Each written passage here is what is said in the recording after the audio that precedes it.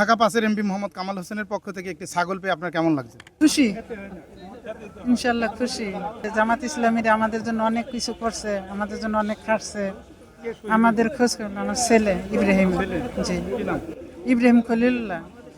আসসালামু আলাইকুম। আমি শহীদ আব্দুল রাকিবের ভাই, আমার ছোট ভাই শহীদ হয়েছে যাত্রাবাড়ি থানায়। আর আমি জামাত ইসলামের কাছে অনেক অনেক কৃতজ্ঞ যে আমাদেরকে যেই সম্মান দিছে। আসলে এই বাংলাদেশে যদি ওনারা ক্ষমতায় থাকতো, এদেশের সকল নাগরিক তাদের রাষ্ট্রীয় একটা সম্মান পাইতো। আজকে এমন একটা সরকার আসছে যে সাধারণ মানুষই ভুক্তভোগী, আর আমরা তো শহীদ পরিবার। আমাদের কাছ থেকে ওনারা কিছু জানতেও চায় না। আমাদের যে একটা চাওয়া কিংবা আমাদের একটা পাওয়া, একটা বলার যে ভাষা, এই সরকার আজও বুঝতে পারেনি। আপনি কি জামাত করেন কিনা? আমি একটা সাধারণ মানুষ, আমি জামাতও করি না, আমি কোনো দল করি না। আর জামাত ইসলামকে এমনি ভালোবাসি, এই কারণেই ভালোবাসি ওনারা এই দেশের মানুষের প্রতি আস্থা আছে, বিশ্বাস আছে, দেশের মানুষের প্রতি ওনাদের একটা দায়িত্ব আছে, ওনারা দায়িত্ব পালন করতে সবসময় সক্ষম। আর তাদের প্রতি আমাদের অনেক সহানুভূতি আছে।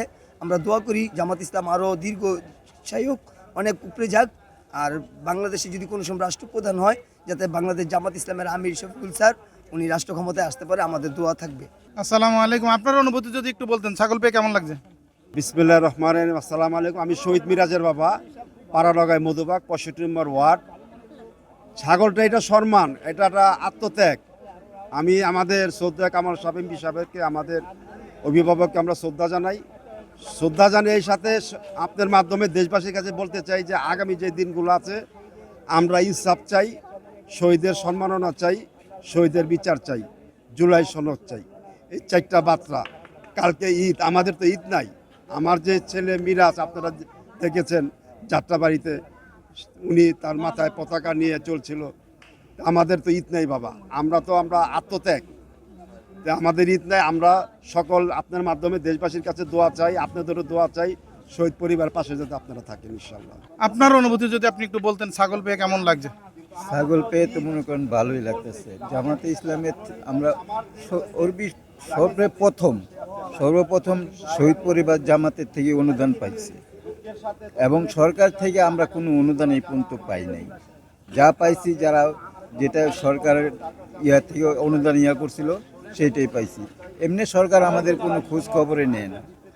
কিন্তু জামাতে ইসলামের থেকে প্রত্যেকটা ঈদে, প্রত্যেকটা উৎসবে সব তখন শহীদ পরিবারদেরকে ডাকায় তাদের সাথে কথাবার্তা বলে, তাদের কাছে কিছু সাহায্য করে, এই আর কি। কিন্তু এই হিসাবে জামাত অনেক ভালো। যদি রাষ্ট্রে জামাত আসতো তাহলে শহীদ পরিবার না, সর্বত্রের মানুষই ভালো থাকতো।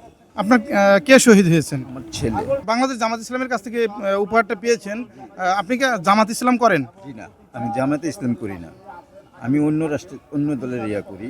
কিন্তু জামাতে ইসলাম আমাদের শহীদ পরিবার হিসাবে তারা করে। কিন্তু আমরা দেখতেছি বর্তমান অন্য দলের চেয়ে জামাতে আমাদের জন্য সবচেয়ে করতেছে। তো আস্তে আস্তে মনে করেন আমাদের জামাতের উপরেই বিশ্বাস অর্জন হইতেছে। হ্যাঁ জি, বিশ্বাস বাড়তেছে। তো আশা করি যে সামনে আমরা জামাতকেই সব কিছু করব, জামাতকেই ভোট দিব।